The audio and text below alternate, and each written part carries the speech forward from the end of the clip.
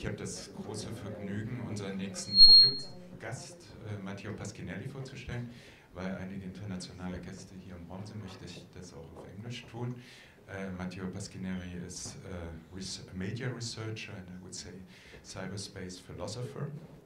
He's based in Berlin and one of the co-founders of UniNomade, which is a kind of collective of academics, researchers and media activists.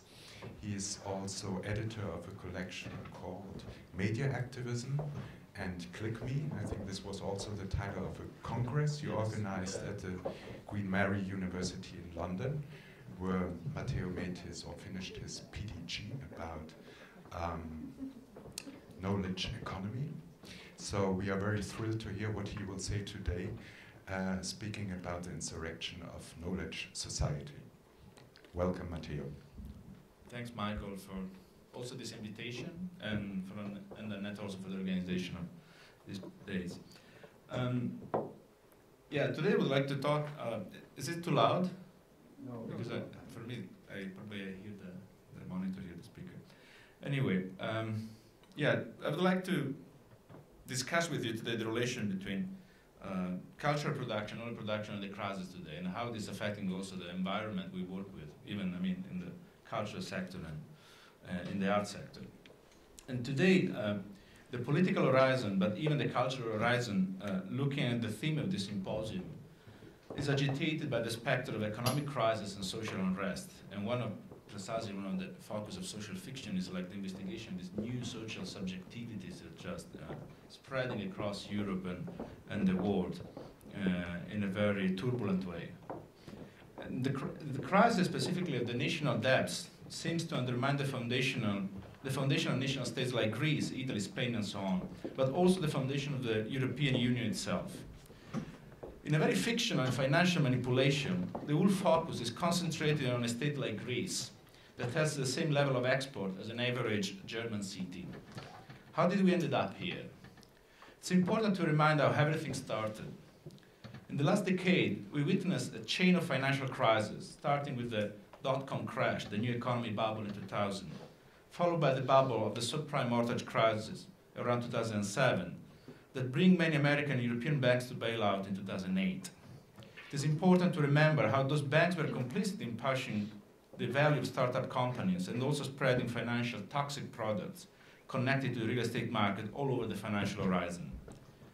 But I did not come here today to sustain conspiracy theories or to defend the good, productive capitalism against the bad financial capitalism.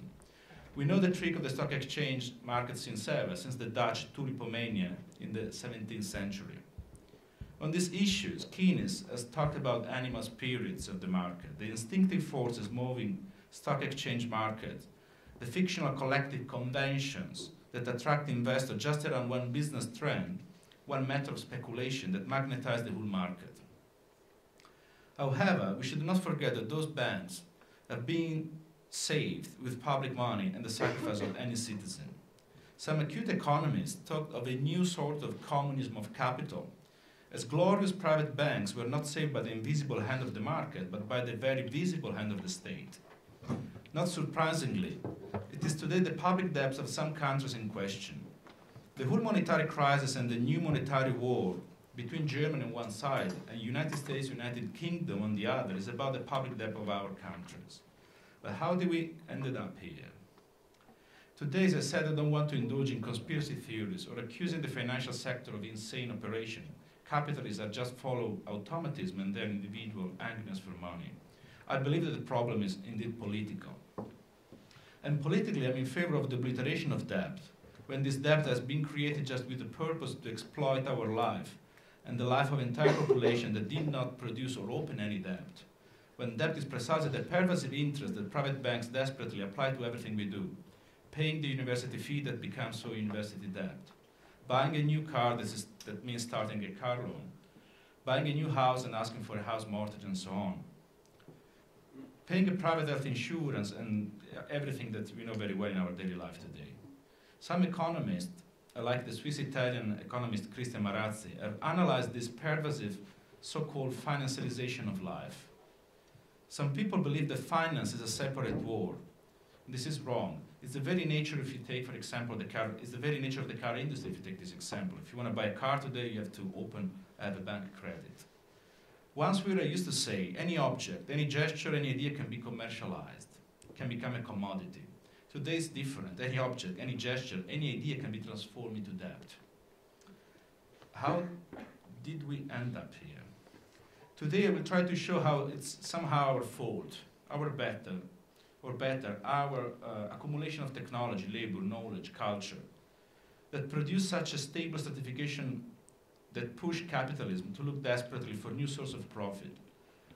A kind of stratified sedimentation that pushed capitalists to abandon the usual Fordist or post-Fordist sectors, the material and even the material economy of knowledge, to look for new sources of economic rent. And let's take precisely this discourse about the knowledge society.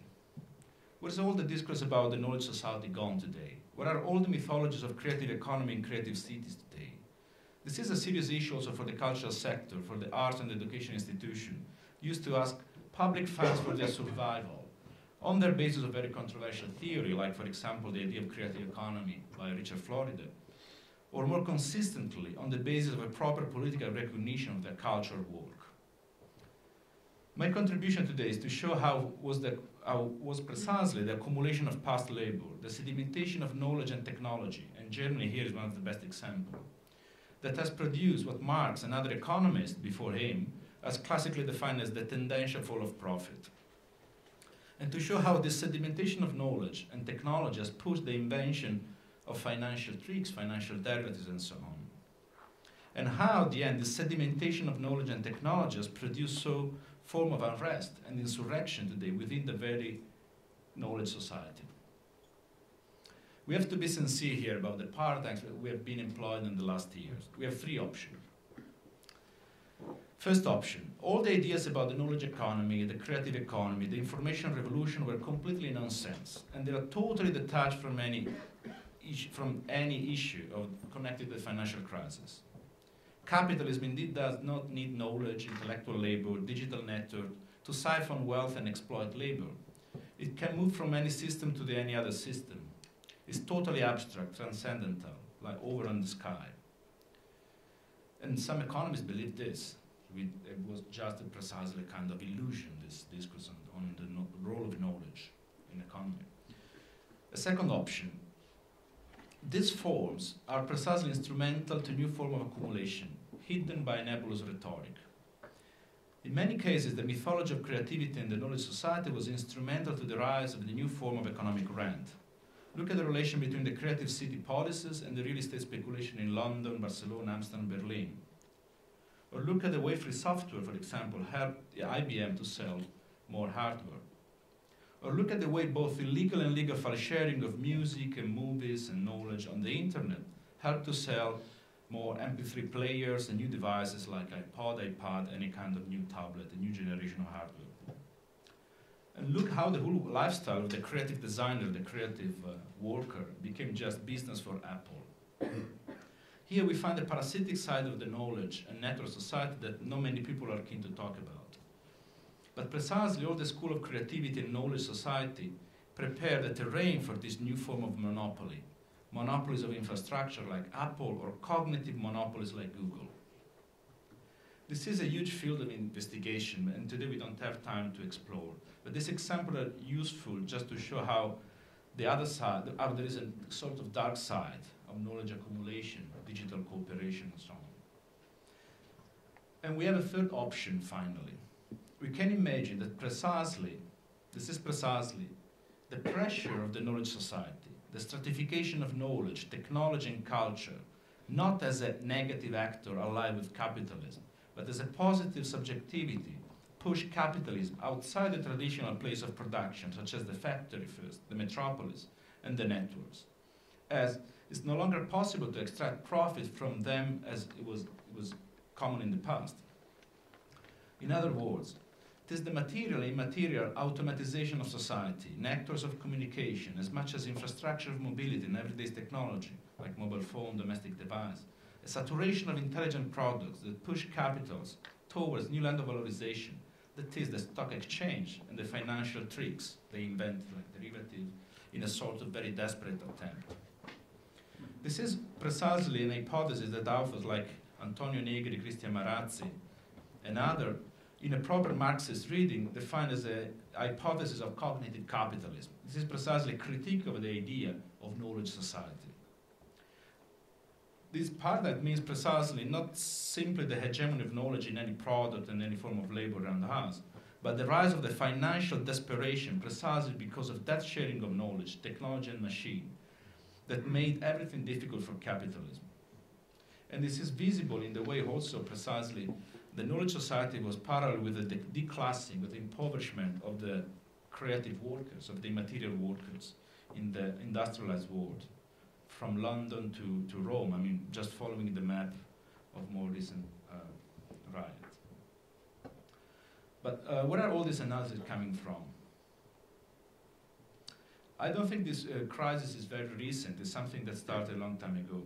For decades, economists have been following these flows of capital going from here to there.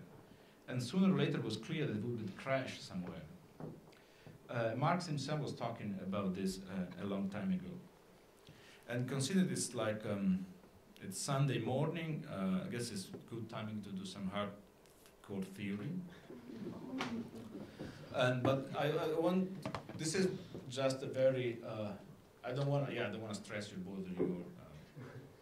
But I would like to suggest to do a bit of history, a bit of archaeology, and to live with a very basic idea. But my contribution today would like precisely to underline the positive role, the positive subjectivity that we have behind the idea of knowledge society, and how we have still a positive subjectivity, political positive subjectivity also behind the financial crisis itself. So I want to leave you with a kind of simple and basic idea for today. So I propose to look at this formula that describes the inner structure of modern capitalism for Marx. This is the formula of the famous Marxian formula of the rate of profit. And we will see how it works today.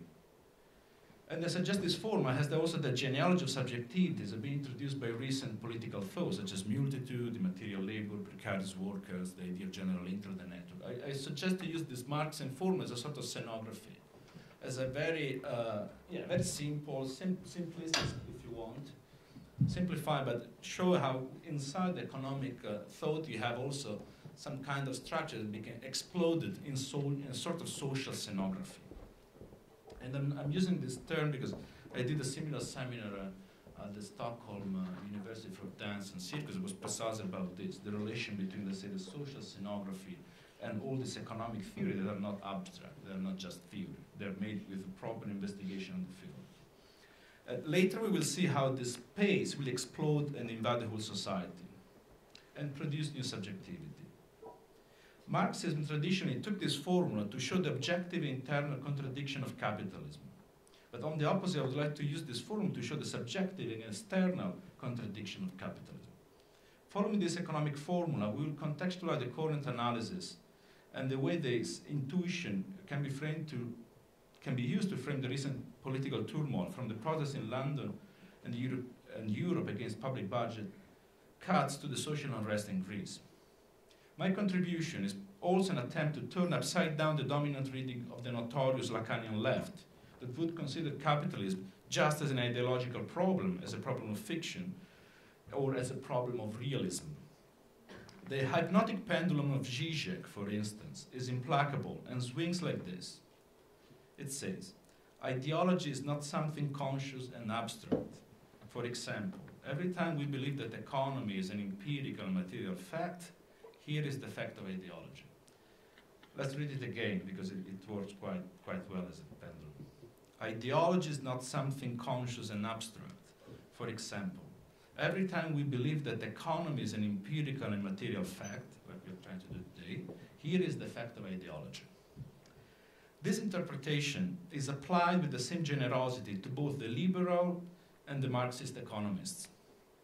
Even the latter must be considerably responsible for an excessive belief into economy or economicism, as often Badiou likes to underline. For this school of thought, the main problem is then called capitalist realism, to quote the title of a good recent book by Mark Fisher. But the political agencies here is reduced to the psychoanalytic exercise of ripping the Maya veil of everyday's ideology. Today, part of me, I would suggest to look, on the contrary, to the flesh of capitalism that is in front of us. So, briefly, just to make a more short introduction, and then we go back we go to some conclusion. Why to focus on this diagram? For me, it's important politically. It's a sort, as I said, curiously, it's a sort of archaeology. This is the first formula that Marx used to describe the crisis of capitalism. So it's a sort of archaeological fetish, as we said. But the first reason is because one of the most important lessons we learn from Marx is about the use of ternary concepts. In Marx, exploitation and oppression are never described by binary tension of power, that is, by a mere confrontation of forces, like it happens under the anarchist perspective, but also in Chomsky or Agamben, and in many academic accounts of Foucault. Indeed, Marx's notion of capital as accumulation of surplus value is a vortical movement, a ternary movement, a vortex of accumulation. A ternary concept is a concept that unveils the internal transformation and becoming of a complex machine, like in the case of economy. The second reason is precisely to focus on the notion of tendency within capitalism, on its inner and intensive evolution. Marx was the first to describe this tendency. In his days was the transformation of a commercial and agricultural society into industrial capitalism. But more specifically, Marx was referring to the tension between capital accumulation and accumulation of a new class, the working class. And looking more carefully, this tendency was played along the conflict within human body and industrial machines. The proletariat was born in front of the industrial machine. This machinic conflict today is expanded to the whole society. It has become the antagonism between collective knowledge and financial capitalism. The third reason to focus on this formula is to show the role of economy behind any contemporary definition of subjectivity. Apart from the Lacanian left that refuses to deal with any historical and positive definition of subjectivity, the current political debate has been populated recently by a bestiary of political subjectivities, as probably you're familiar with notions like multitude, precarious workers, cognitariat, and so on, that's been introduced by other authors recently. However, this relation between tendency of capitalism and subjectivity is always conflictive. The fourth reason to focus on this diagram is precisely to show its limits, its imprecision, its internal crisis of this choreography. The debate here is endless. This formula generated many controversies. It's clear that the rate of profit can decline, the economic crisis can rise for many reasons, because of competition between factors and capitalists, and so on. Scarcity of raw materials, and so on. Rosa Luxemburg underlined himself how the decline of the rate of profit can trigger imperialism and colonialism. And there are many other issues here that I want to discuss. However, it's important for me that Marx managed to spotlight the inner core of capital. Here we go to find the conflict between the human and the machine, as I will show you later, between labor and capitalism, and the proto-history of also the antagonism between knowledge and financialization that started a long time ago.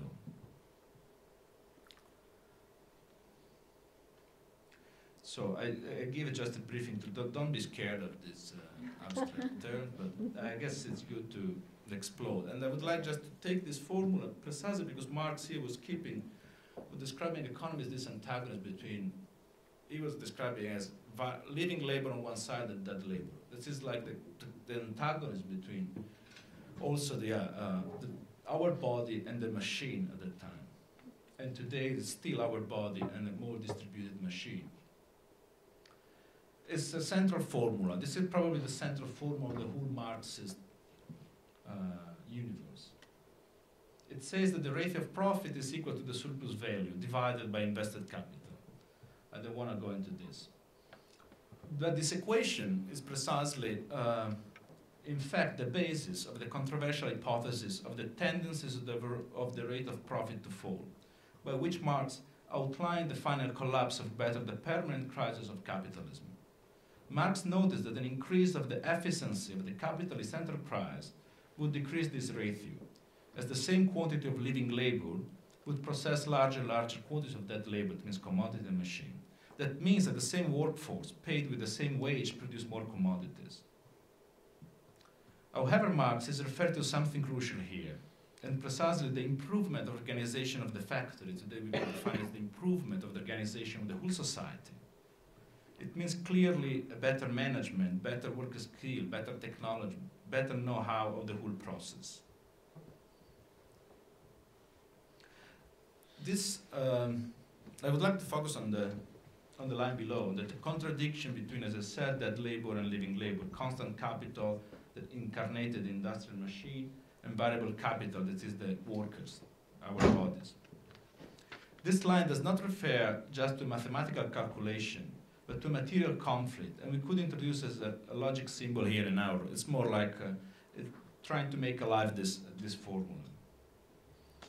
And historically, because Marx, of course, was using in other terms, we can use this formula to see how the pressure, precisely the antagonism, the struggle of the workers against the industrial machines produce, let's say, more human machine, has produced an evolution of technology that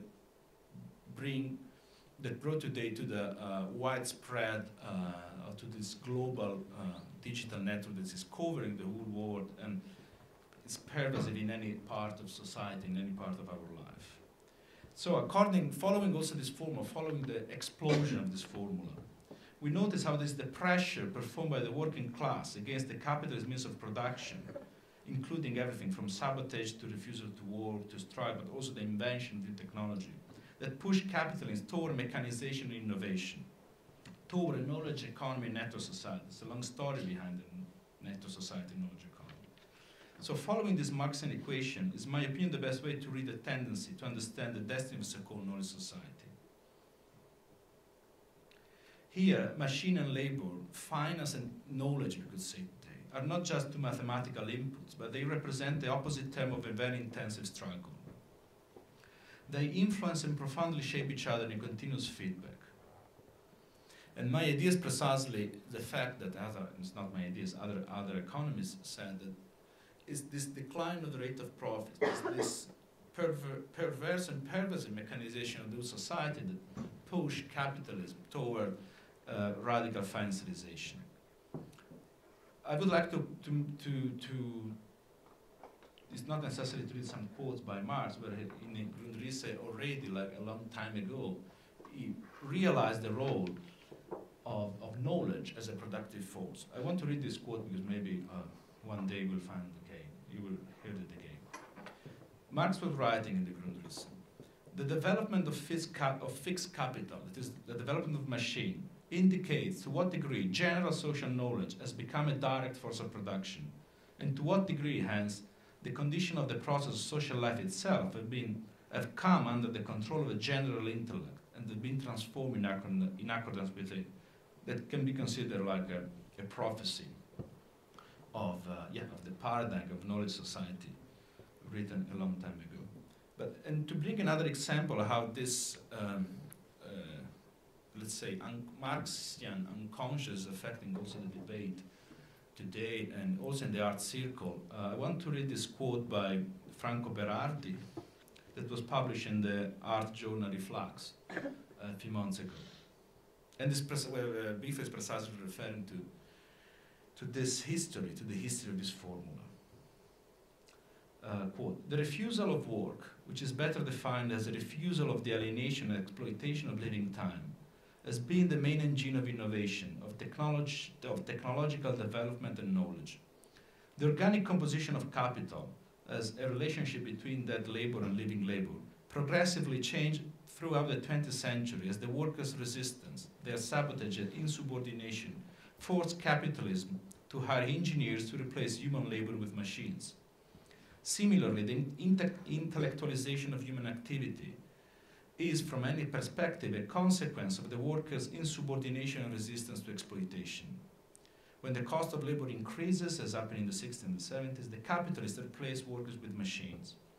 Since the massive wave of industrial workers' resistance, information technology has helped to replace human toil with intelligent machine, and this has provoked enhancement of the sphere of intellectual labor and cognitive activity linked to value production. what emerged more recently in the debates of political economy, but more precisely following authors like Cristian Marazzi or Vercellone or Carlo Vercellone, is this. They appear to suggest that such an enormous production and accumulation of collective knowledge, by producing an entropic effect on the rate of profit, is pushing capital outside the traditional space of production. Within the regime of cognitive capitalism, as they say, as capital is no longer able to siphon surplus value from production, they are forced toward new form of speculative rent and toward the radical financialization of every aspect of life. This is a process that started specifically in New York in the 70s, when we witnessed the financialization of the pension fund started, when the pensions were attached to investment made on the stock exchange, and was made for the first time in New York in the late 70s. And this we can consider that those years like the beginning of this desperate financialization. But what I want to underline here today is precisely this radical and very controversial thesis. As I said, it's radical and controversial, but it's a way to leave you maybe with a basic, clear idea for today. And the thesis is precisely this. It was knowledge society that produced the financial crisis as a sort of internal crisis. It was the transformation of the collective intelligence into constant capital, the gigantic crystallization of the knowledge commons that in the last years that made possible the rise of this new regime of rent. This collective knowledge is intended as a collective subjectivity crossing any member of the society, but of course emerging as social figures today more clearly in the figures of the student protesting against the university debt, or in the figures of the self-employed digital freelancer, the precarious cognitive worker of any sort. This is my attempt to make all those economic equations more arty, so they can be used also in the art system. And this precisely this idea that we take from a proper Marxist tradition, that is like this, the triangle, let's say the triangular relation we saw before, I transform in this more iconic picture here. And this precisely this, let's say the growing, they define this one of the pole here is the machine, but it's precisely the growing, the hypertrophy, one aspect of this triangle that is making, this is a big component of today's financial crisis. And of course, this is not just the Marxist analysis, but it's something that, let's say, the industrial capitalism of Europe and Germany is very aware of. But to reach a basic conclusion of this very quick overview of the financial crisis, my idea is precisely not to be fatalistic or pessimistic, as many commentators are today, in any side, and also from in left-wing movement or in social movement. In my opinion, today is precisely the fact that we are closer than ever to a new form of social autonomy, precisely because of this massive accumulation of wealth, of machine, technology, knowledge. That is precisely because we are so close to a sort of social autonomy that the governance of debt is becoming such a dramatic technique of governance. So there is a good fictional dimension in this, I believe, but that is precisely kind of is the fictional dimension of the governance of debt that, in my opinion, is like stopping us to see the commonwealth that we already produce in front of us. Thank you.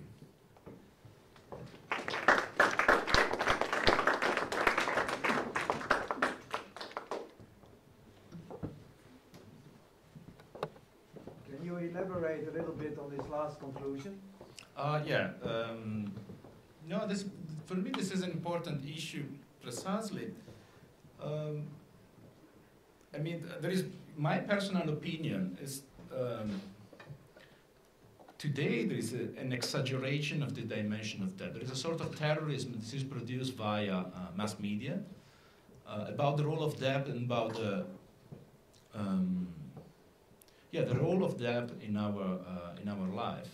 There is a beautiful book just written by Maurizio Lazzarato that's on in French. It's called La Fabrique de l'homme endetté, the factory of in-debt man, where Maurizio Lazzarato is tracing the history of the notion of debt and using a lot of Nietzsche, using a lot of also German literature, precisely because in German you have this, the word for debt is the same word for guilt, right? So making this history and to see how the debt, the notion, the psychology of debt has to be inscribed through technology, psychological technology, but also state discipline and so on. So it's like the inscription of debt, of the psychology of debt in our bodies. Today we can apply the same to this,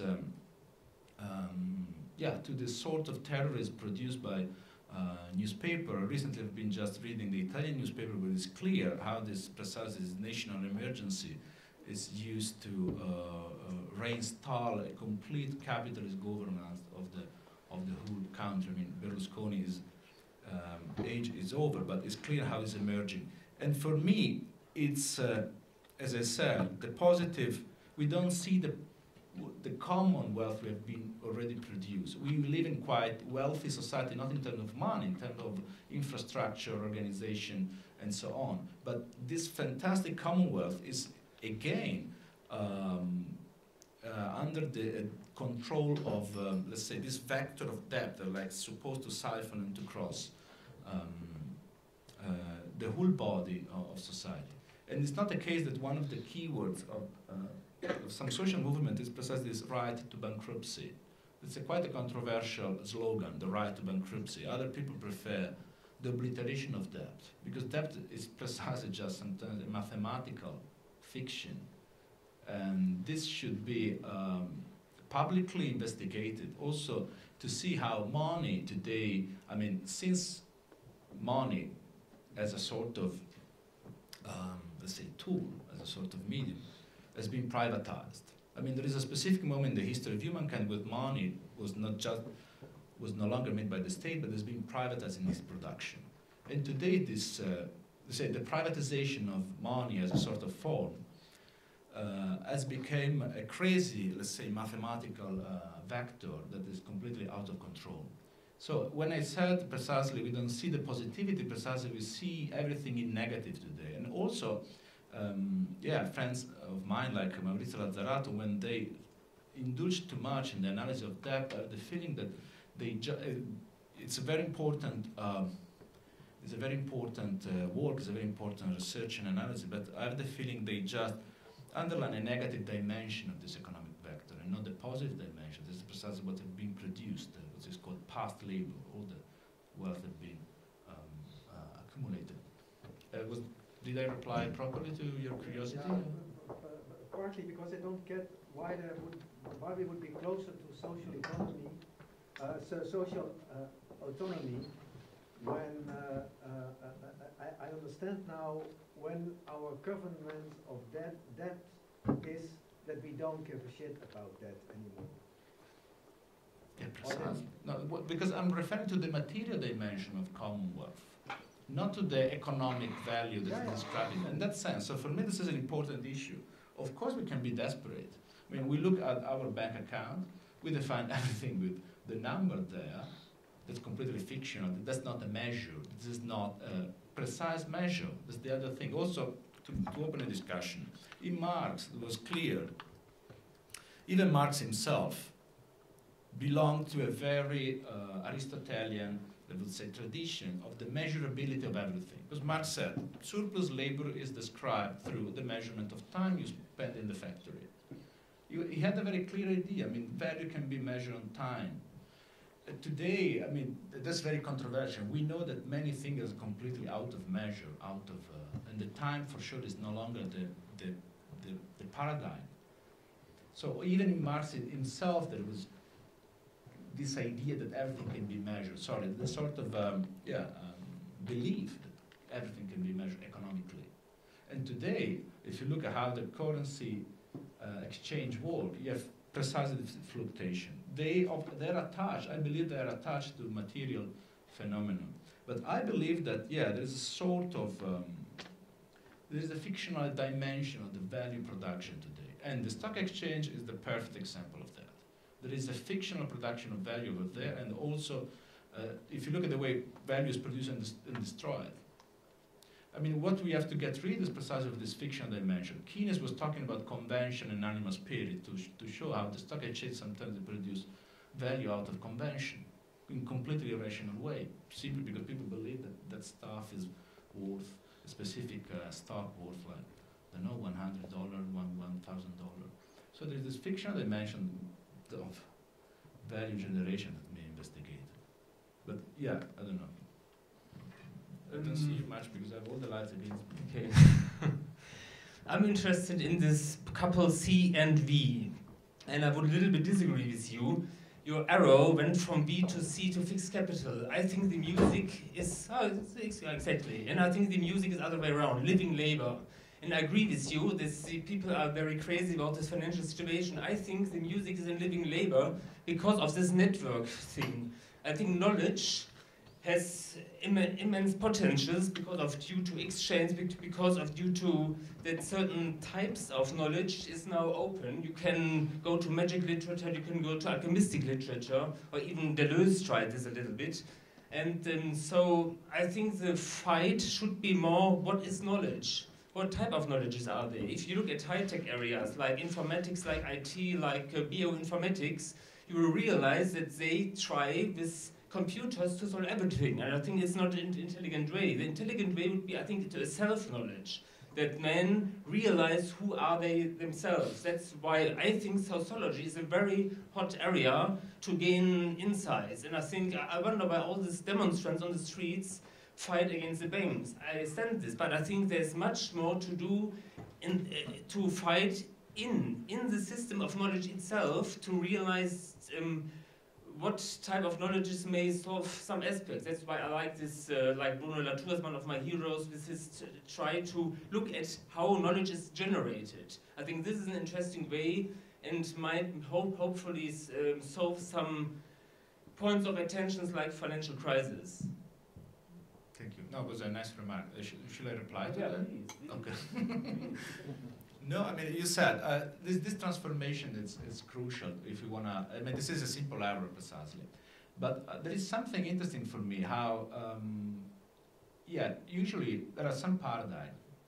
Let's start from that. You use also within the art system, the art sector, the education sector, when we talk about knowledge. One of this is, I mentioned before, Creative Economy by Richard Florida. They're very optimistic, very linear, very binary. I have the feeling, on the contrary, that in other economic school you have this idea of the antagonism, this exchange of energy and power, territories between two forces. I mean, it could be very binary, but it's not. When I mention this arrow to describe simply, is precisely how the knowledge of the workers historically, or the knowledge that we produce, has been embodied into machine. That's the first, let's say, the basic reading at the time of the industrialism. Today, this knowledge is embodying something else. In the way, for example, we feed all this social networks, all this digital infrastructure. We produce content for Google, for Facebook, but it's not only production of content. It's production of ranking of value. All the time you click on a link on Google, you make the algorithm of Google more intelligent. There are many studies on this, taking Google social networks are the first, as the contemporary best example of this fantastic accumulation of value on one side, because all our activity online is precisely traced to improve the value of a specific link, a specific product, a specific profile, and making more people more famous, some products more visible, and so on. But at the same level is the production also of a sort of mechanic intelligence, because there is the accumulation of data, accumulation of information that makes this algorithm more intelligent, but also producing new form, not enough investigated, of knowledge control. If you take, for example, the algorithm of Google Flu. Google Flu is a service that simply tracking our online activity and the keyword we use, they can forecast the spread of the flu, the normal seasonal flu in the United States, more precisely than what the National Health Institute is doing, 1 week before, they say. But that's striking when the same method can be applied to crowd control and production of mass behavior. So if you apply the same algorithm used to track the spread of a disease, could be flu, could be any kind of epidemics, the same algorithm can be used to trace social unrest. You apply the same algorithm to Twitter, Facebook, and you see the keywords spread around.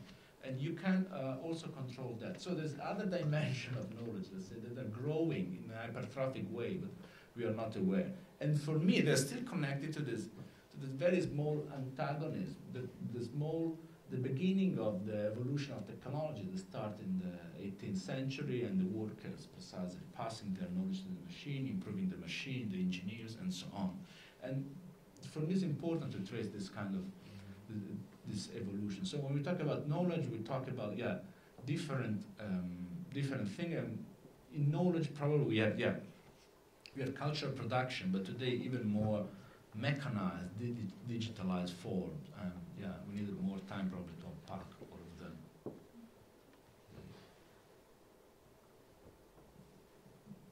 I was wondering whether there are any interesting models to come up with thinking about this relationship between governance and the Commonwealth, because the Commonwealth seems to be something quite transnational, and the struggle happens on a national basis. Even if the movements are kind of all around the globe, it's really about national economies, right?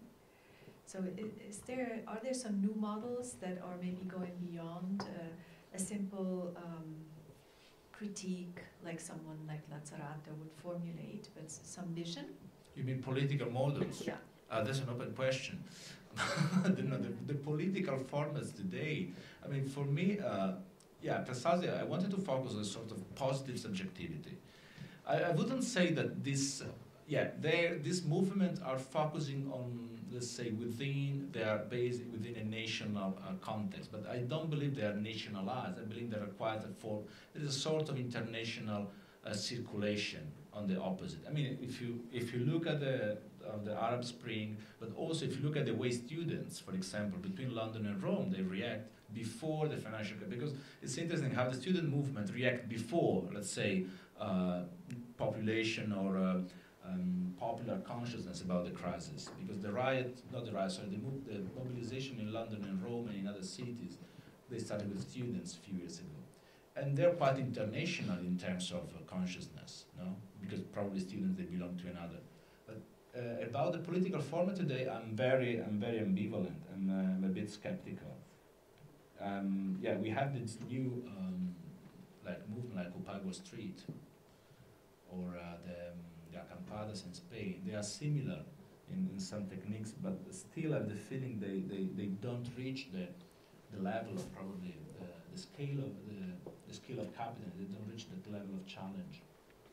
And still they're becoming majoritarian probably, but the problem of political format today is I don't have many solutions about that. Well, even theoretical models, I mean, it's interesting that you mentioned it started all with linking the pension to the financial system. Yeah. And today, very often, in Greece also, it's all about the pension. Yeah. Yes, we are global and the knowledge is free and we have this commonwealth that we found around the world. But what about our security? What about our pension? You know? But when I mention the commonwealth, it's precisely that. It's the kind of security, it's a decent life. I'm not saying that we have to obliterate the debt precisely to cancel the pensions. But what's interesting is today is debt is becoming a form of new class consciousness. That's true. But that's the way probably in negative, but in a good political term, all these people are becoming we are becoming conscious of. But it's, however, striking to me how the political organization of this is still to come. Of course, we can, in Greece, you had a quite clear message, probably also politically, the default, obliteration of debt, and probably the only proper political paradigm so far is coming from the Greek people. In terms of political form, I don't know, they're just movement on the street, and they're becoming bigger and bigger. I don't know how much time left we have, like 5 minutes for A last question.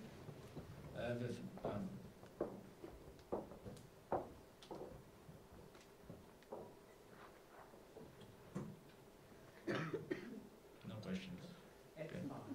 Sorry? A question at the bar.